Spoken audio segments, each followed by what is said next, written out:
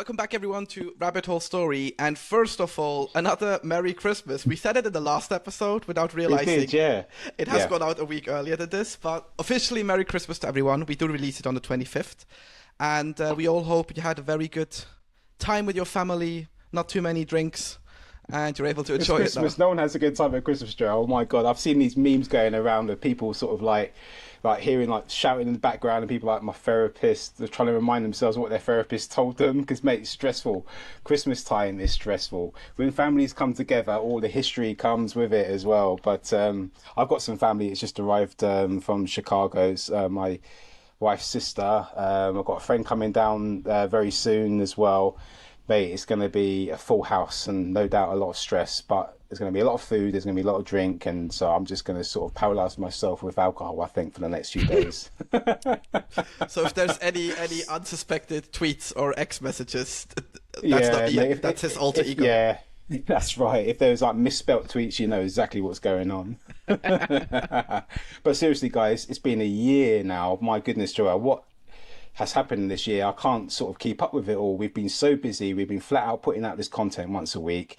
And for me, it's been a fantastic year. I've never learned so much about Bitcoin and different perspectives, different ideologies, different narratives. Mate, it's been an eye-opening experience for the last year. I look back at a couple of our first earlier episodes and it's cringe beyond belief. But do you know what? We came out of our shell. We found our own voice. We sort of like got our own rhythm going on. And I think I like the way it's evolving. I don't know about you, mate. I mean, the first thing with the, watching for the first couple of episodes thing, that was funny because I did actually get a message. When was that? 3-4 weeks ago from someone who has seen like I think from like third or fourth episode, every episode. Right. And she mentioned like, yeah, you can see that you guys feel more comfortable now because back then it was a bit of like, Oh should God. he ask or should I ask or what's going on now? So, but yeah, these Yeah, but things take we've got a time. Like system you have to going get on used now. to it. Yeah, exactly. Yeah, exactly. You have to sort of, man, that's the whole thing. That we took a risk, right? We thought, we'll give it a go, and yeah, it's working out in the fact that we're getting loads of content out there. We're getting, like I said earlier, like lots of voices in the space, and I'm finding my voice. You've got your own voice, and I like the fact that we've got both different angles and different approaches in the podcast. I'm kind of the more sort of deep thinking. I'll go off on a fucking tangent situation, and you're my this wallet, that wallet, this tech line, and I'm like, okay, there's a bit of a balance between the two, and that's what I think I like when I'm listening back to our episodes, and less and less cringy every time. Behold, that might return. Yeah, mate, it might return. Yeah, But I'm just actually scrolling through our guest list on our episode. Even doing this, it feels yeah. like, holy shit. Now I've I arrived know. at I'm like the doing the proper same. one. Jeez. Mate, shout out to Angelo Summers for giving us Yep. a chance. He was our first actual guest on Rabbit Hole Stories, and mate, it was an awesome episode, and it was a great starting point for us because obviously then we had his brother on the following week afterwards. It was great because Angelo was like teasing his brother about the size of his thighs, and he was able to bring that into the following episode. Shall we mate, actually just go yeah. through the list of the guests? I think that's not a bad Yeah, idea. let's go quickly. Yeah, okay, so yeah, Angelo, mate. I love Angelo's mind, man. He thinks in some ways that sometimes I think I think I'm philosophical and deep thinking, but the concepts he comes up with and the abstracts and the way he sort of constructs something, it's fascinating to me. And yeah, he's a good one for that sort of stuff. And obviously his book, which was what Go Do Just Do Bitcoin. Bitcoin, isn't it? Yeah. Well, that was great. Any other comments for Angelo there, mate? No, I was just about to say, if even Ian says that he's a deep thinker, like that must be A, that's a huge compliment, and B, like holy shit, he might get Yeah. sidetracked in a couple of things he says. But yeah, definitely. He also has a good he also had a good video up explaining proof of stake to proof of work and such. Yeah. That was good as well. Yeah, that was really, really good. Yeah, and Angelo, he's got a good sort of. What I was going to say is he's kind of an advocate for self-educating yourself, right? Because obviously he left school quite early, and when I was doing Daniel Prince's episode, when he was talking about education, I don't know if I brought it in, but I wanted to. I was You did. intending to. You But did, yep. yeah, okay, so yeah, that whole sort of side of things is testament to the fact that you don't need these qualifications and these letters after your name and stuff like that to actually know your stuff and to articulate yourself well and to obviously sort of do the due diligence and your own education. So that's what's testament to that, I think. Yeah, definitely. And I mean, the following week we had Theo, his brother, on, Theo. who if I remember correctly, back then he was either still working at finishing his parents' house or he was at his parents' place or something along these lines. Yeah, there So was a transition he was going through, but mate, equally, like, really nice guy is the Summers family, and you know, obviously they're very reflective, and he's a really nice guy. And I had a more deeper conversation with Theo in real life over in Prague on the after party. I was somewhat inebriated, but from what I remember, it was an interesting conversation. But for him, it was probably the endurance to try and get through this conversation with me. But yeah, it was a great episode with him as well. And then it was our first touch point with the relay team after that, wasn't it? With Emo. yes, So that was a great episode with him as well. now I have to speak positively of my boss. Not say anything wrong. No, Yeah, I mean, mate, congratulations, mate. First of all, public congratulations for me. I know I've congratulated you in private, but well done for making it onto the relay team. They're very clearly hardworking, and they're very dedicated and committed into the Bitcoin space and stuff like that. So, mate, you've done great getting on board with that team, and I've got to say you're an asset to it, no doubt. And the content that I'm seeing coming through now is obviously, you know, proving that you're the right candidate for it. But I'm not going to blow up your ego any more than what I've just done. and by the way, the content had nothing to do with me up to this point. So like, All right, well, take it anyway, mate. I was And just it was doing more. I was more fixes on the website and such until now, and like speaking to press. And ironically, I told myself if I ever get back into like a job environment, because I've been freelancing for so long, I will not get a job where I speak to the press. And guess what? What I had to do the first day when I was in the job, I had to speak to how the was press. that? It was funny, you know. I did some calls. Like they asked me what I do now. I told them I work for a Bitcoin startup. Then they laughed. Then I was like, "What are you laughing about? There's no second best. Go fuck yourself." And then Mate, is it still considered a startup then? Is it still considered I that? would And when does say, it I not would become say, that? I mean, I think the technical definition is like once you hit profitability, which I don't even know if we hit. I guess so. So yeah, but I mean, you're still young. Like you're still in that startup groove where, I mean, we all work remote. There is an office, but like people who go there like work in compliance, or you know, if I think the chief suite has like meetings and such. So yeah, that's more or less this. But with Emo, Cool. that was also the first touch point where we had a recurring theme throughout our podcast, which is take people where they're at. And I remember a lot Yeah, of his statements yeah, about like, that's true. yeah, we're enthusiastic, but we have to be sort of the calm down versions a bit, because often it's too hyper, right? If you go to Bitcoin Twitter or Bitcoin X or whatever.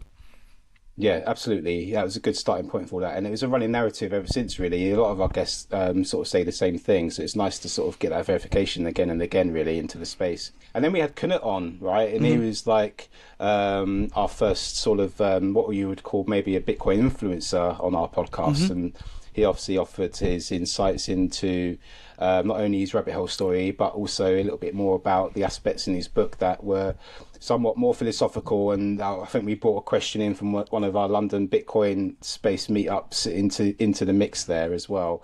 I like Kullet. I've got a lot of time for him. There's a lot of things that he says that really sort of make some difficult concepts easier to understand, and particularly around his book Everything Divided by 21 Million.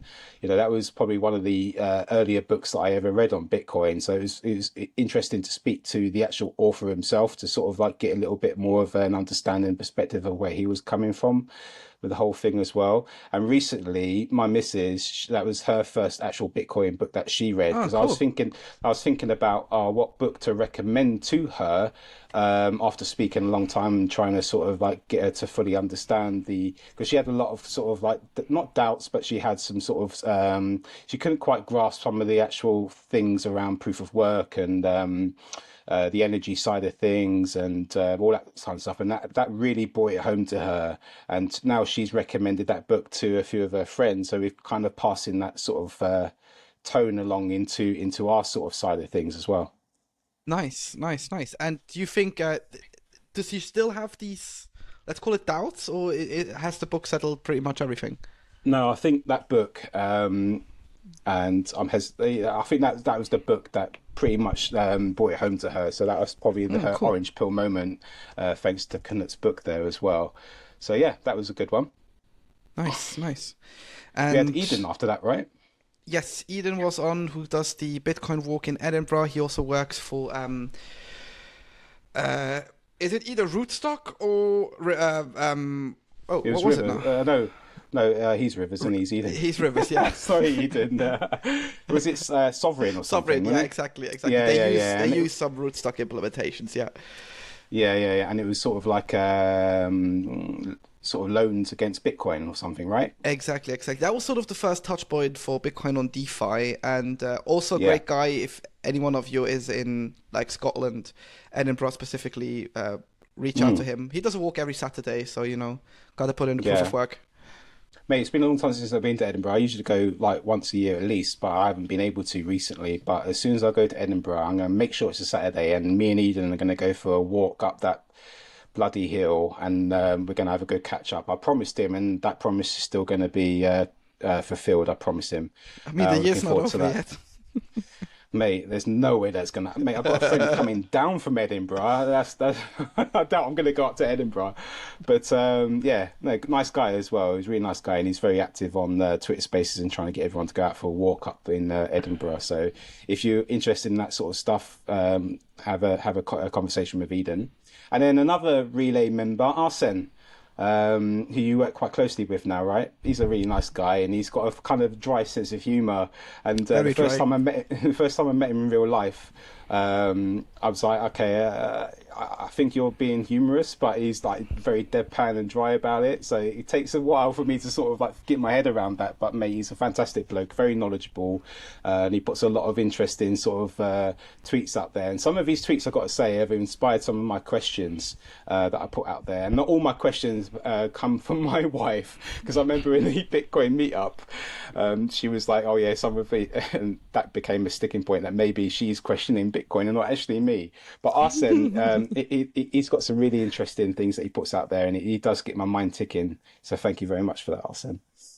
Yeah, What he's a about you, funny mate? bloke. He's a funny bloke. We spend way too much time on our communications tool we use within the team, where we basically just had like memes back and forth, funny stuff we read online. Sometimes he sends me Mm, like a tweet I need to translate into German or answer in right, German. right, okay. So Mm, that's funny. mm. But in all honesty, if you go to a conference, you see some of us at the Relay Gang, make sure to see if Arsen's there, because I think you'll just get to hear some jokes and some stuff which you would never ever guess, and definitely one of the funniest person to work with. Yeah, I'm fascinated about how his mind works. But yeah, he's a really funny guy. Who was next? Was it Joe Hall, Joe Hall was next, yeah. Joe Nakamoto? Yeah. Go on, I'll let you take the spiel on Joe. I think I remember with Joe, we had a portion obviously about how the media works and like the struggles he has had in the media landscape. And Yeah. if I remember correctly, he also mentioned something about, losing his job during COVID and sort of actually diving Mm. down the rabbit hole while doing it was either something in Canary Wharf, like fisherman stuff, or in a warehouse or something. I do remember him saying something very, very simple, very much you move from A to B all day. So he had enough Mm. time to like put on big headphones and consume Bitcoin content all day, essentially. That's right. Yeah. And then found a job at Cointelegraph, and that sort of Hmm. emerged. And we talked about creators and content, and yeah, it was a funny chat. I've got a lot of time and a lot of respect for Joe. He does a lot of he's like a genuinely lovely, nice guy. But obviously, and with that, he uses that to his advantage, right? He can approach people and just discuss them, and instantly they're at ease and not, don't feel sort of threatened by his presence and stuff. And he's always given away Bitcoin and things like that. And he travels the world. He's really trying to sort of like show the Bitcoin ecosystem how Bitcoin is working globally and what problems they might face and things like that. So it gives us a more of a broader perspective than just sort of like talking about South America and the struggles they got, or talking about all these regions of the world like Cuba and things like that that do actually have these struggles with their sort of like centralized communist countries and things like that. So he's really sort of bringing it home for us and providing valuable content. So I really value that in Joe's work. So Joe, if you're listening to this, mate, thank you very much for your hard work. And then we had our first Bitcoin miner on the show. I'm going to pronounce this wrong, aren't I? Because the J's are different, right? Is it Haran? No, It's just Jaran. Jared. It's just Jared. Oh, mate, see, I set myself up. Norway Too much mining, thinking. right? Yeah, I know. I overthink. See, told you. And it was great to sort of like have a discussion around, because that was similar to the time where all this FUD was coming around with the energy use of Bitcoin again. That sort of FUD was coming around again, and it was nice timing really to speak to him about the sort of renewable energies and the realities of Bitcoin mining and stuff like that.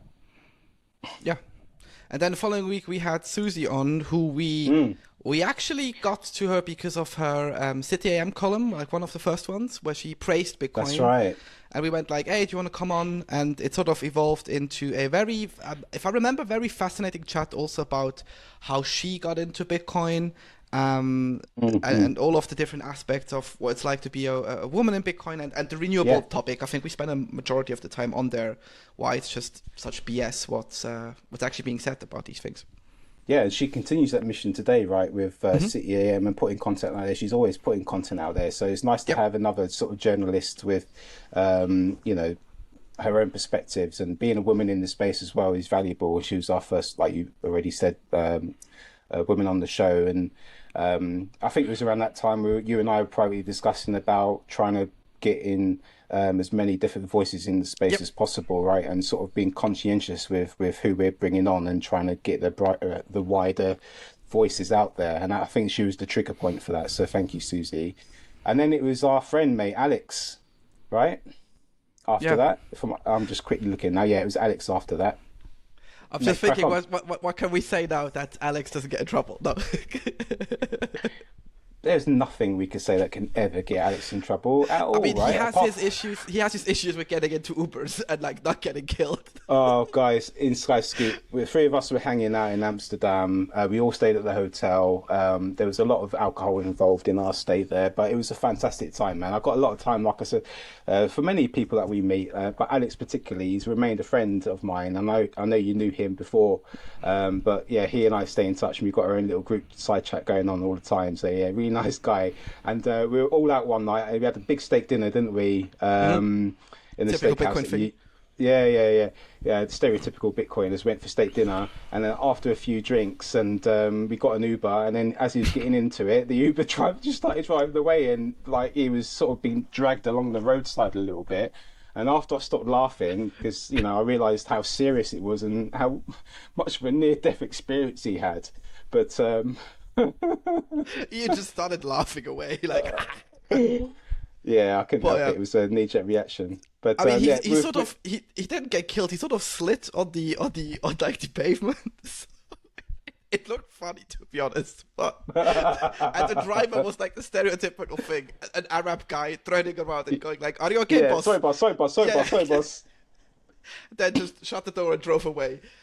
So yeah, that's the inside scoop with Alex. But the episode was a good one as well, with his past in banking. That's how he right, actually, yes. I think that's safe to say, how he was unhappy and sort of found Bitcoin at a very ironic time in his life, and then used it also as a way to get into freelancing, and how he built his agency and stuff. So that was also quite fun.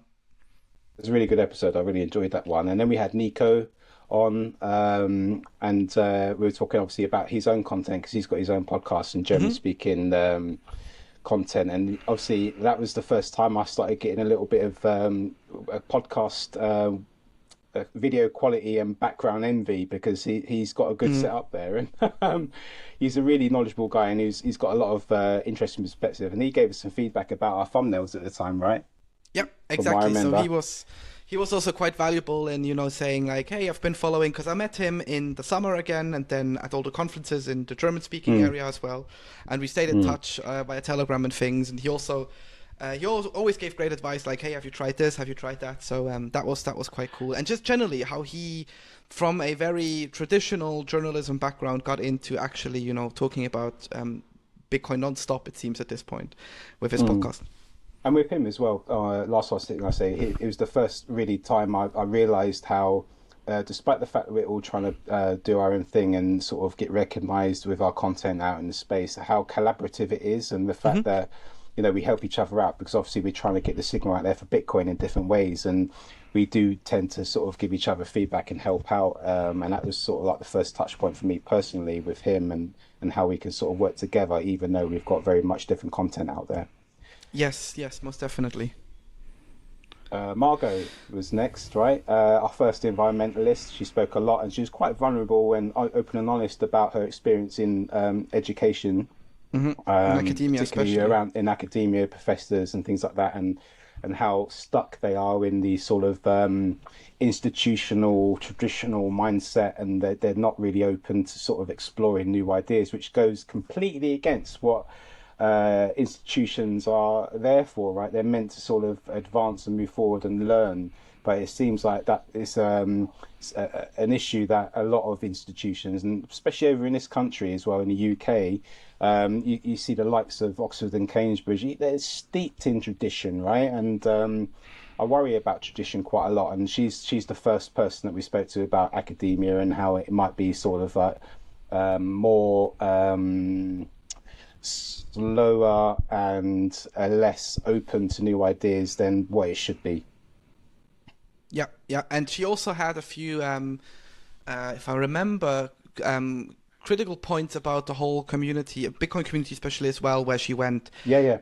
Sometimes we don't self-verify what's being said, or just because there's a topic in the community we don't like, we don't actually look into it, something along these lines. So that was also quite interesting that we had this coming up with her, and she sort of she's been proving what she's been saying essentially. So it's not like she hasn't done anything and just saying like, oh yeah, I'm outraged by this. She actually has done also proof of work. And Absolutely, yeah. No, I missed my thing. Oh yeah, then we had Mary Imaswan on, who was the Yeah, first she was the first guest out of Africa, yes, where she talked about, the adoption there and her journey into it, and especially her whole thing about gaming and Bitcoin and how she wants to use this to orange pill as many people as possible. So that was also quite a fascinating chat. Mary is just like, I don't know, man. She's just like works so hard in the ecosystem. Like she's everywhere, right? But yeah, gaming is her passion, and we spoke a lot about that. Like you said, we spoke about Africa and how the culture is slightly different from what sometimes we might perceive it to be. She spoke about her childhood growing up in the Philippines as well. Yeah, so that was a really, really nice sort of episode to listen into. It's very sort of like insightful, and it caused me, because after these episodes, mate, I go away sometimes and I think for a few days about it, and I sort of like try to sort of like figure out where I am in the rabbit hole, and that's the value I get from these episodes. It causes me to sort of rethink and check my position. So Mary definitely helped me on that journey. And then the Bitcoin Mermaids. She was on the show, and she was talking a lot about music and being creative in the space as well. And I think I've seen a couple of her appearances on stage. Wasn't she sort of like recently in Bitcoin's? Where was that recently? Was it Pacific Bitcoin or something? No, she was in so she was in Lugano as well. She was in El Salvador as well, where I've met her. I actually met her at most randomly. There was a Bitcoin meetup in Zurich, and I was just like, well, I'm a bit tired, but like, I've lived in Zurich. Like, let's just go and say hi to everyone, because I'm on my way back to London to celebrate Christmas with the family. And then I stayed in the bar, turned around, and suddenly she was there as well. So like, super out of the blue, she appears. But yeah, that was also fun when we heard for the first time that Bitcoin really could be a solver for people with less means, people who grew up in poorer communities and these kind of things. So she really gave an inside scoop into her own journey and how she was brought up and like how she got to where she is now. So that was quite fun. And I actually I know a few people who have seen her episode and then went like, oh, cool. So you also invite like proper plebs on. It wasn't just like the influencers and stuff. So that was also one that I just remembered where they went, oh, cool. They're really open to having everyone on the podcast. Yeah, and we really are. We really try to sort of get as broad as people as we can on. It's not just, focusing on one particular group like influencers. But talking about influencers, our following guest after that was Ray Youssef, or Ray Paxwell, as he's probably better known in the space, right? And he's probably got the best voice in Bitcoin. But yeah, yes, he was talking about his experience with Paxful and the obstructions that he had to sort of face because it was all kind of tied up in US red tape and bureaucracy, right? And he found himself in a situation where he couldn't thrive his business as what he wanted to because of the old sort of grip that these institutions have. But he seems to be finding his way into different avenues, right? Like he spoke about CivKit quite a lot on there. And now he's obviously working on various other projects, but he's very much focused on working in African communities and yeah, he's very vocal about his opinions of certain narratives of the West and things like that. So he's a good, valuable voice to have in Bitcoin. Yes, and we continue next week with another friend of mine, Yael, who is also now living in Vienna. And I do remember speaking a lot about the different perspectives of, what's going on in Europe, what's going on in North America, Canada especially, because he's originally from Canada. And we also talked about his work, because he works for a consumer think tank where they mainly focus on loads of different stuffs, like your right to vape, why the EU is a draconian, tyrannical organization that wants to basically shut us out of technology, like we've seen with AI, and the almost, I think they try it once a month at least to ban proof of work, or to at least put it forward. So he was able to give us an insight of what it's like to actually speak to these people, because he does spend a lot of time talking to lawmakers and these things. It was just funny imagining having a Bitcoiner in these circles and, having to explain why using more energy for a particular thing is actually positive and not negative. So that's what absolutely. I took away. And he also has a great voice for radio. I think he used to be on radio, if I remember correctly. Yeah. He really does. And he was obviously giving us a bit of an insight about classical liberalism as well, and his sort of ideals and ideologies and perspectives around that. So that was an interesting perspective as well. And we had our good old Q on afterwards. After that, former Bitcoin magazine. I don't know what his title would have been. Host. I would say. Yeah, of course. Yeah, and he was obviously talking to us a little bit about. Obviously, his rabbit hole story, like all our guests do, but also about his perspectives on capitalism. And he spoke a lot about, I think it was like the Middle East or something like that, and people having access to funds and how Bitcoin can be a solution to that. So we spoke a little bit about all that, and a little bit about his life living in his mum's basement in Los Angeles. That's true. We hope he escaped. Yeah. Don't stay there too long, mate. You don't want to do that. No. So the next one was, Pizza Day. We did celebrate that with a short episode, but then we had Jason Meyer on, another, let's call it environmentalist / different corner of the Bitcoin thing. Yeah. Yeah, so obviously Progressive's case for Bitcoin, his book was, I don't know if his book was actually released at the time we recorded it, or it was imminently about to, but obviously... I think we recorded a bit earlier, but when we dropped the episode, it was just the release week, if I remember correctly. Right, okay. And I had difficulties getting to that one, but you spent most of the conversation, of the time there with him speaking to that. But it was an interesting episode, and obviously you spoke mostly about progressives and what their insights are, and a really sort of nice, approachable guy, and a little bit about education. I think I asked a question about whether he has any difficulties in the educational system, but it seems to me that he was saying no, because where he certainly is based, that they seem to be quite open to new ideas. So it maybe gave me a little bit of an eye opener as to obviously the what it's really like on the ground in education. Yes, and I remember him saying that, it does just take a while until people get curious, and then you can sort of guide them down the rabbit hole. So yeah, that was a fun chat. And following that, I think we had the most dramatic entrance to any of our episodes, where at like minute 3:30 whatever, our guest just drops that like his dad essentially killed his mom. And I remember sitting in that episode with Ivan going like, holy shit, Ian, what should we do now? But he handled this like a pro, and it was obviously part in his rabbit hole story, which was quite essential, because he then had to look after his sister and, find ways of essentially earning a living wage. So I remember this episode like, holy shit, this is the most dramatic episode we did in terms of intro.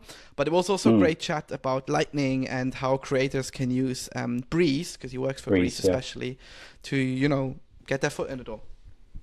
I mean, yeah, it was a a hard thing to hear, and but so I really sort of like respect and lean into people like that who are vulnerable about their life story like that, because you know, we've all got our pain in life. We've all gone through our difficulties, but blimey, he's really sort of suffered more than a lot of other people have, and being able to actually say and explain it and sort of bring that out as part of your story in a way that you've dealt with, and now you can bring positivity and move forward and learn from that. And obviously he very much attached Bitcoin to being able to use that as a way to inherit and pass on your wealth without all these complexities that the system sort of keep us back from. So yeah, that was a really good one. Andrea was next with Open Tip and his project about sort of creatives having the ability to get instant lightning payments for their content. And funny enough, we still today use the QR codes for Open Tip on our episodes. So whatever QR code you see down in all of our previous episodes, that's because on the back of Andrew's on his episode where we were speaking about putting this sort of stuff onto our content. So with that, you know, we believe in the whole value for value thing. So if by any chance you find any value in anything we ever say, as rare as it might be, you know, zap us some sats, and this is the great opportunity. And we spoke about that. What else was he talking about on that episode? He spent a lot of his time studying Chinese and European economics and these things. Yes. You just looked like, oh yeah, I remember Chinese for dinner. I just looked like yeah. No, but in all seriousness, we did speak about the differences in economical thinking, I guess. So that was quite cool. And we followed that up the next week with another Relay member. You guys see a theme, not on purpose, obviously. And that was Julian, right. and he's obviously one of the co-founders of Relay, and probably the first Bitcoin CEO we had on. And now we have another guest here on the podcast as well. Yeah, guys, this is Curie. He's been desperate to say hello. So hello, everybody. This is Curie. Looks a bit grumpy. Are you happy now? Still grumpy. For the audio listeners, Ian just basically put up his cap to the camera. I showed everyone my pussy. So yeah. Way to get flagged. No, Julian talked a lot about life as a Bitcoin CEO, and you know what, that is actually a struggle as well. Like if you try and raise money and you need to speak and tell everyone why Bitcoin only and not why other shitcoins and these things. So that was quite interesting. Yeah, and then we had Royd Guy, aka Fred New, on head of the Bitcoin Policy Institute in the UK, and he was great guest. It was a really sort of interesting story about his childhood in Africa, and his touch points with hyperinflation. So he's sort of been able to come out of that environment, and sort of like Bitcoin has helped him sort of like fully understand the impact of all that as well, and what they're trying to do over in the Bitcoin Institute with sort of like speaking to government entities in order to sort of try and get them to understand the value of Bitcoin. And then we had Jordan on, if I remember correctly, the following week, who is just all in all doing such a lot of work and hard work in the UK scene specifically to get Bitcoin to adopt. He was one of the co-organizers of the Scottish conference in Edinburgh. And he also gave us a good insight into, you know, his day-to-day life, where he also has to speak to some very prominent, let's just call them TradFi guys. Like he speaks to people like Fidelity and these people, and sort of having to bridge that gap between them and the regular Bitcoiner, and how we actually get more people involved in the UK. That was quite a cool chat. I think he literally just moved to London this week or the week before, and so that was also fun. That's right, yeah. So we were talking a little bit about the difference between London and Scotland as well, and there's a lot of differences. And then we had Adam, again from bloody Relay. Blimey. I think we've gone through the whole team. You know what the issue is? At this point, I just wanted to say, at this point they could sponsor the show, but now we can't, because like I work there, so like that's shitty. You shot us in the foot, Joel. Yeah, fuck it up. No, but in all seriousness, we took on Adam because Adam that week tweeted about, you know, when lightning at relay, and this is a question we get asked a million times on social there as well, and he was able to then explain how actually complicated it is to implement lightning in a self-custodial way as much as possible, without, sacrificing ease of use, because most of Relay's users are obviously newbies. It's simple. You should profit from DCA and all of these things. And he just wanted to actually give a scoop of what this is like. And this is to date our most downloaded episode. So it also long into today. We even get downloads in December from this episode in July. So it was nice to see also that we have this this longevity, and that people are actually interested in learning and understanding how Lightning works. That's one thing I think that's different for what we do, is actually, because I see this as well. I see sometimes the count goes up on our podcast, because it's almost like it's a moment in time where people can go back and have a look at somebody's rabbit hole story and learn a bit more about these things, rather than a week to week sort of update of what's going on in the Bitcoin space. It's actually what these people do and what they contribute to the space. And I think then people can sort of go back and do a little bit of research and things like that. So that's nice that we can. They stand the test of time. And we had Pierre on after that. He was a filmmaker in the Bitcoin space, and he did the Great Reset documentary, The Great Reset and the Rise of Bitcoin, I think it was called. And he spoke a lot about his work as being in consultancy or something like that, wasn't it? So yeah, he was a really nice guy, and he was one of our first guests that was sat in some sort of tranquil location and by some sort of river or lake with some boat next to him or something like that. So, that's true. Well, that was a really nice episode with Pierre. And then who did we have after that? I'm going to have to refer back to my list now. We had the Bitcoin racing team on with Charlie and Jason.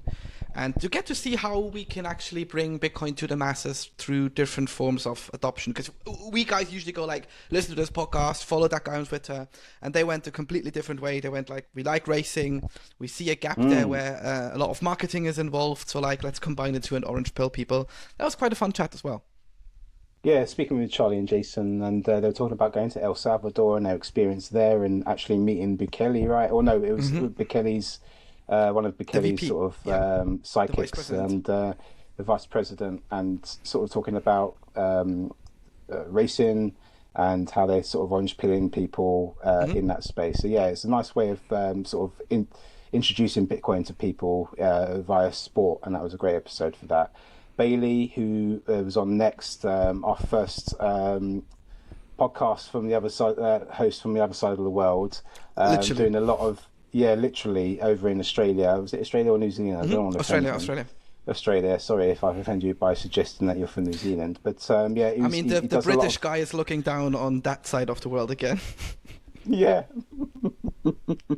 All my criminals Western privilege talking, right? Yeah.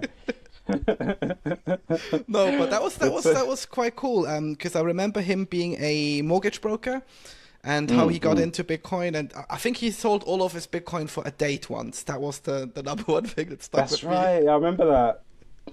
Yeah, and he's obviously got a business set up for selling Bitcoin apparel, caps and stuff, but really quality materials. So we're speaking about value for value stuff rather than the cheap stuff you might find at a conference when you're there, just to sort of like have a bit of a souvenir. But he's actually selling some really quality goods there. So go and check out his website. And what else did we speak about? We spoke a little bit about his new book, which was Orange Pilled. It's people's rabbit hole stories, orange pill story, really. So it's kind of similar to what we do, but in a book format. So that was really good. Who was off that? Was it Daniel Prince? It was Daniel Prince. Where it was Daniel Prince, yeah. We spend, I think, the majority of that conversation talking about education, and I mean, you don't really have to tell people who Daniel Prince is, but that was really the one thing I took away from. Ironically, he's now also very close with, like, my brother knows his. I was about to say his sister, like one of his not one of his wives, one of his daughters. There you go. I've now found the right word. Jesus, sorry, Daniel. And it sort of evolved into this very cool thing where even if we meet today, the number one thing we talk about is education and like the lack of actually educating people. And I think we maybe mentioned Bitcoin like once, and not in a sense that like, oh, Bitcoin fixes this, but you know, how can we use Bitcoin as an example to show people how to properly self-educate or co-educate, whatever. So I remember taking this away, and it was fucking hot when we recorded. I remember that as well.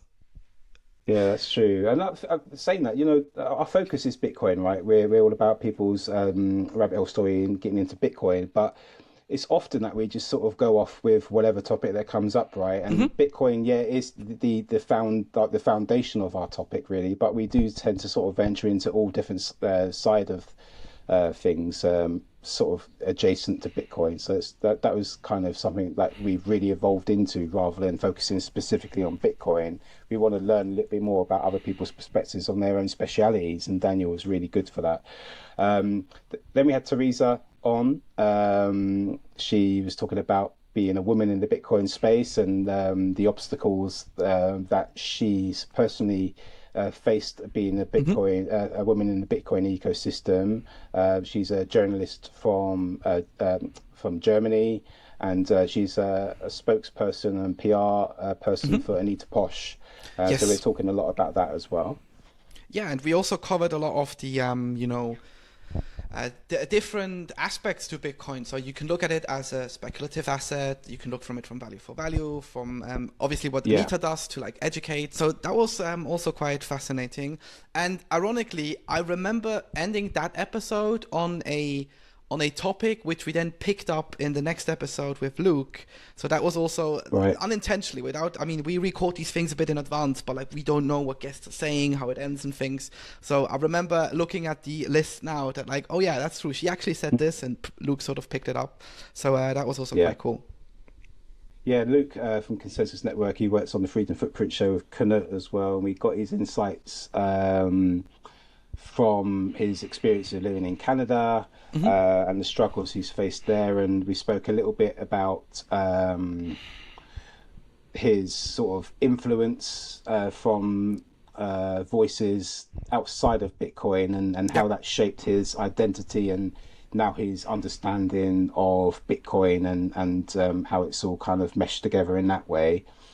So that was good, because he was talking a little bit about was it Jordan Peterson and other voices in the space that he's really sort of found strength in and sort of carried along with that. So that's really good, and a really nice guy. And that was one of my most interesting, fascinating episodes as well. Who did we have after that, Bud? We had Jose on from Ibex, and I remember when we said before that we had Bailey on from Australia. We had Jose on from Guatemala. So like we also, in terms of geographical landscape, Rabbit Hole Story really has been. Have we been on every continent? All over the world. Do we have someone from Asia? I don't think so. We missed Asia. Not yet. Yeah, I mean, technically, like, I'll ask us now, but like, we'll cover that later. But yeah, Jose was funny to see the different use cases of Lightning, because he's really someone who says, okay, the first use case of Lightning is to actually bring payments to the masses, but it could also be a great bridge between, coming together with TradFi, and actually using banks and sort of the bad things we usually say as a leverage tool. So I do remember taking this away. Hanging out with Jose is fun. It's always eventful. Like either he forgets something or he gets on the wrong train. So because we did meet in London afterwards, so that was quite ironic. But a great episode to learn more about the different use cases of Lightning. Yeah, that was really great. And when he was in London and he invited me out, that was a very good night out. And we stood there at the bar for ages, just trying to put the world to rights, and sort of like really sort of like bonded over that. So that was really good. Really nice guy. And he was talking a little bit about some sort of history within his family about government overreach and disappearing people and things like that, and how the government can sort of really sort of interject their ideologies in ways that are somewhat nefarious, let's say. And then we had Coach Carbon on. Mate, he's such a positive guy, right? He's on Bitcoin Ballers. He's got his own podcast, his whole gym. lifestyle, his own gym. He's all about sort of integrating lifestyle into Bitcoin and Bitcoin into like your lifestyle, and in a positive way and motivational way, and sort of like trying to sort of live the kind of under the Bitcoin ethos, if you like, right? So he's really good, Exactly. and network marketing is his kind of bag, and he sort of tries to sort of integrate all of that within his energy and moving forward in the space. So yeah, really good guy. Totally, totally. And I remember then leaving the conversation, I was like, yeah, I could actually hit the gym a bit more.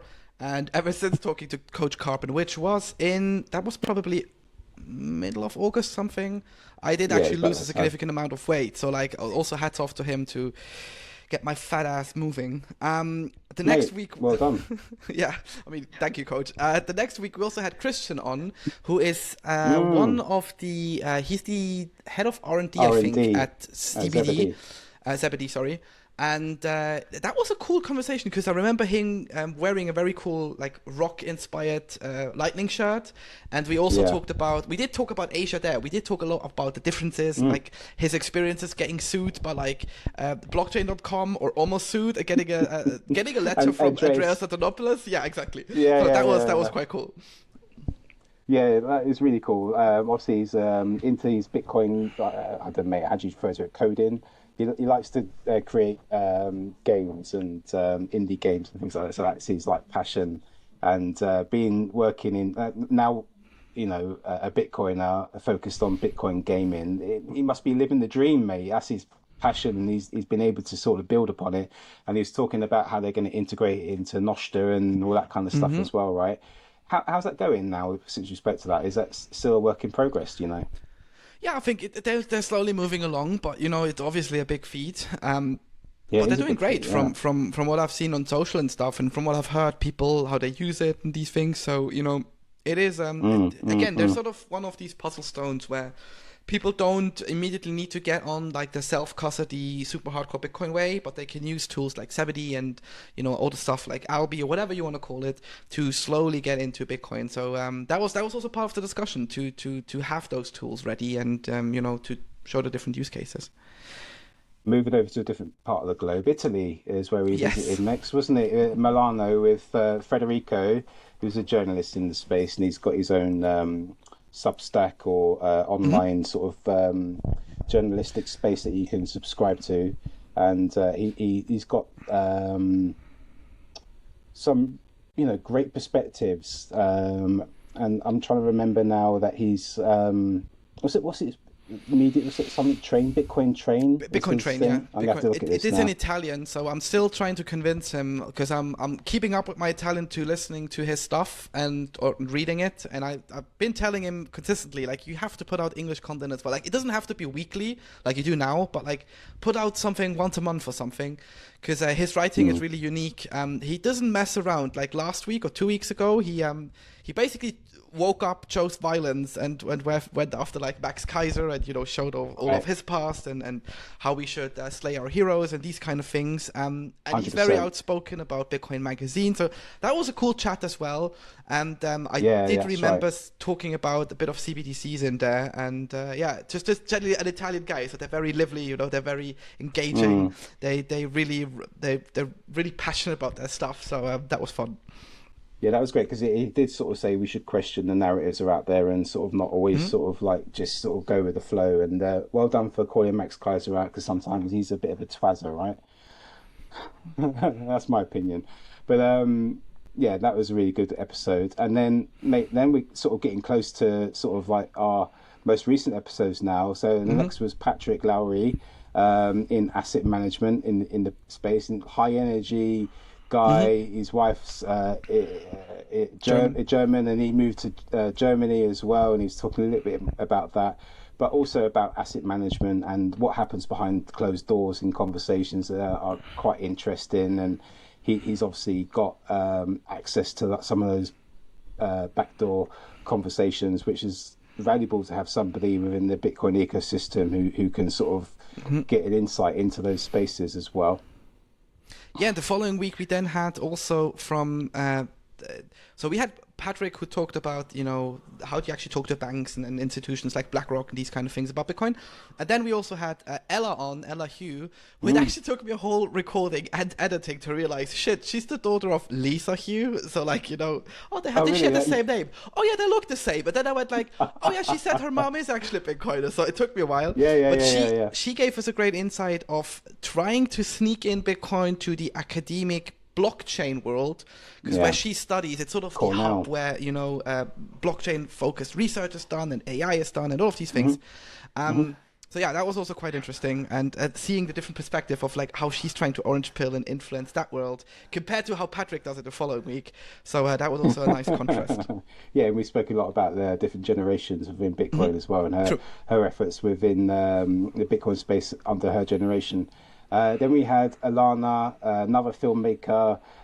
She was dialing in from abroad as well, and she was talking about her film Dirty Coin and the shorter version Stranded, right? Yeah. And the learnings that she's taken place in relation to that, and we spoke quite a bit about mining and other perspectives and the lifestyles within Los Angeles and their sort of weird and wonderful ways of thinking about society.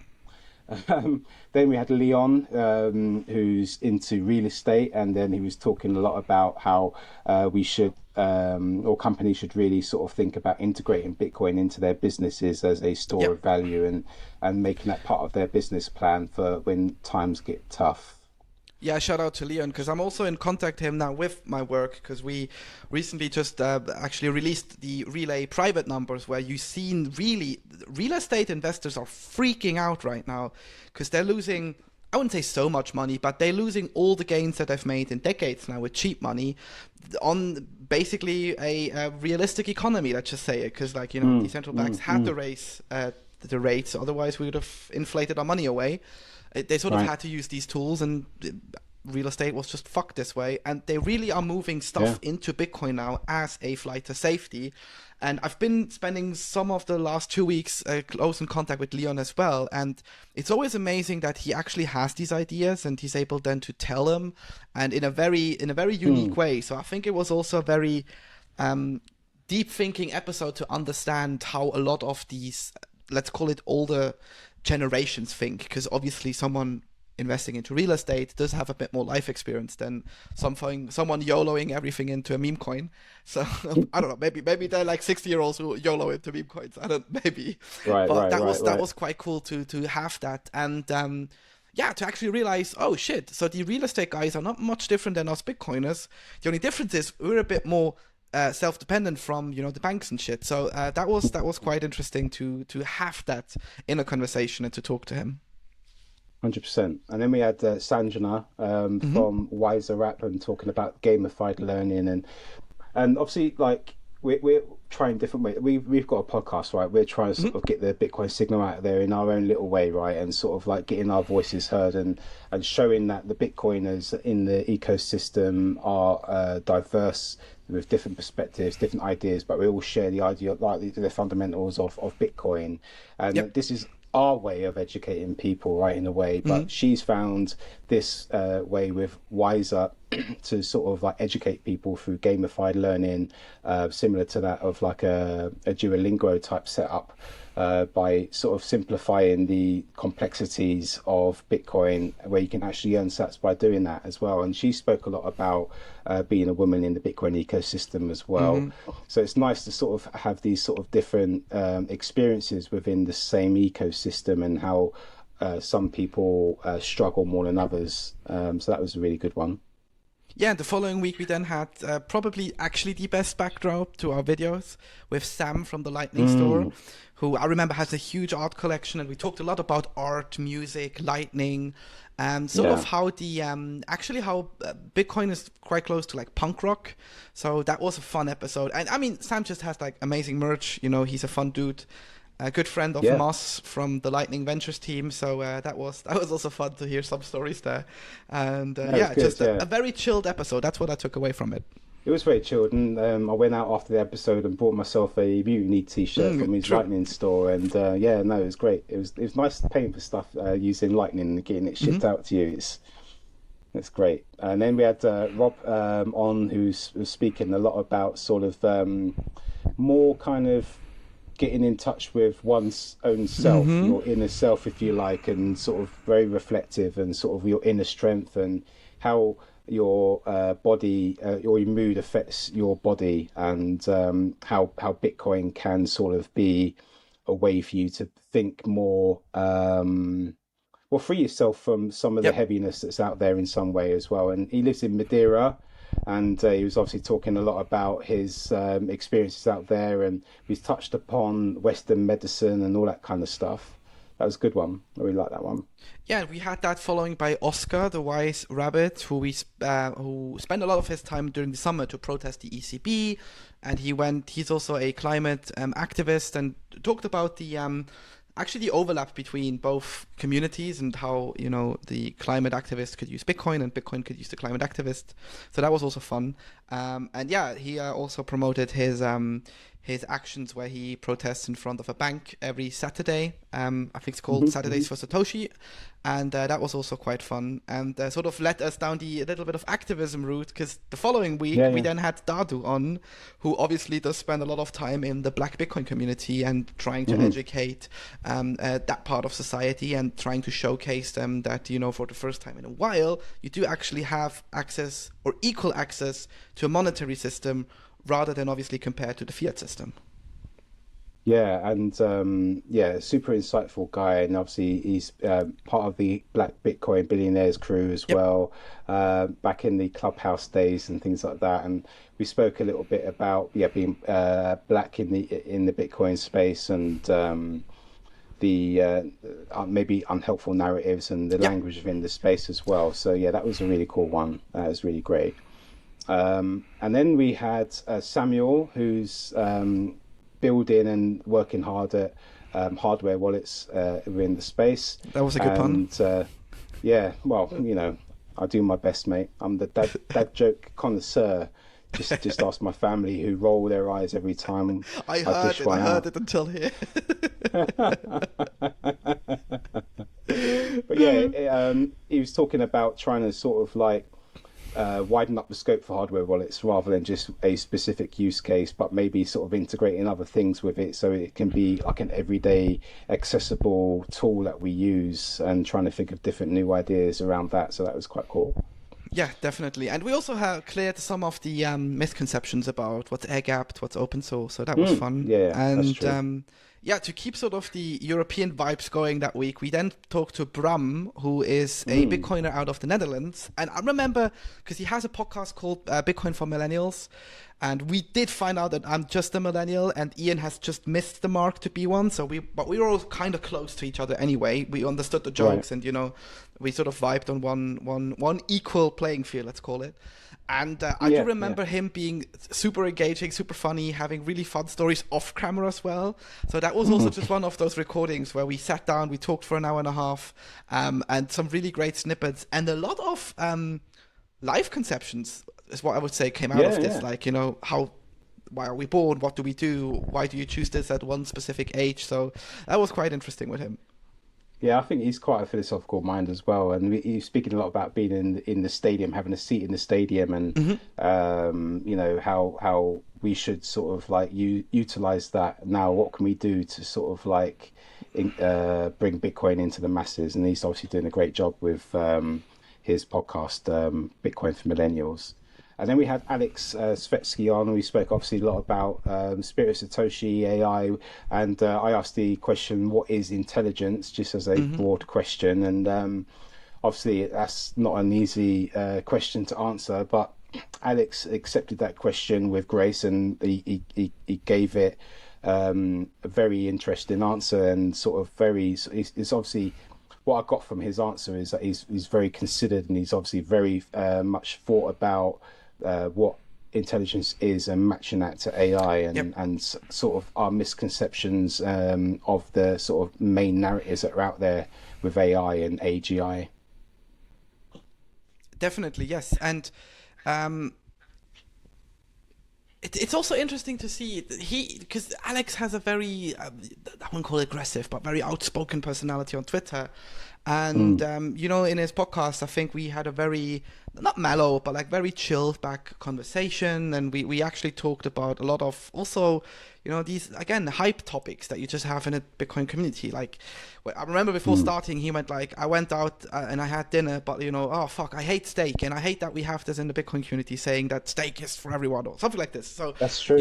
We had a lot of that as well in that episode, and I hope that people would be able to sort of clear misconceptions or ideas they have about him. Yeah, that's true, and that's what kind of prompted my question, because when he said that, because I know some of his ideas aren't necessarily mainstream, right? And he's a bit of a, what do they call it, a contrarian in the space as such, and that prompted me to ask, what are the idioms or sound bites that Bitcoiners use that you don't necessarily subscribe to? And I listed a few, and he's like, yeah, the Bitcoin's for everyone one he doesn't subscribe to, and he was saying it's Bitcoin for anyone, and he gave a rationale as to why that was. So it's nice to sort of get these different perspectives in. And up to our latest guest now, mate, and that is Philip, and the author of The Dirty Silk Road. I think that's what it's translated from German. I don't know how you'd say it in German, but he spent a lot of time in China, so he spoke a little bit about economics, the Silk Road, and how we misconceive some of the narratives over here in the West towards the East, and how we sort of use China as a example, as a sort of like social credit score, CBDC thing. We should really look at ourselves really about what we got here and the surveillance we're under here at the West, and how we should sort of like stop looking over there and sort of looking at our own issues as well. Most definitely, and it was just another. I'm saying another German guest because I'm also trying to bring the Germans into the English space a bit more. But it was very, very relaxing. I did record it from my grandparents' place, so I remember, worrying a bit if the TV next door was too loud because I mean, they don't hear a thing at this point, like they're super deaf. But that was funny, me sort of sitting there and worrying like, oh, is it too loud now? And but throughout that, the conversation was great, and I think it was also a great answer to our all roads lead down to Bitcoin question, where Bitcoin is actually like silk because it is smooth, but it shows all the edges it still has. It's very transparent if it wanted to be, and you could basically use it to trade from China to Europe. So great analogies essentially in that podcast as well, and sort of a nice episode before Christmas, and essentially whatever we're recording now, where we did that feedback in what we actually did in a year.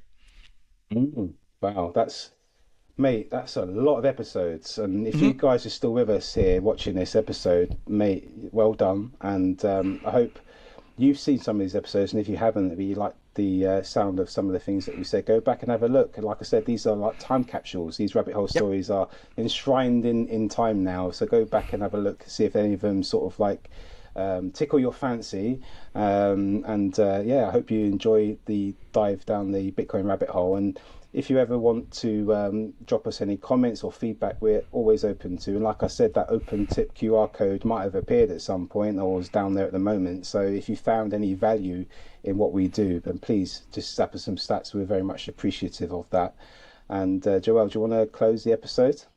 Sure, and I mean, at the end of the day, we do have loads of episodes lined up into the last week of 2023, so there will be one out next week as well on Monday, 6 a.m. British time, like every day, like every week, sorry, and then we have loads of great guests into the new year as well. And like Ian said, if you have any suggestions, even if you want to come onto the show, I think we mentioned it only once or twice, send us an email to show@rabbitholestories.co, or send us a DM on X or Twitter or whatever the hell it's called.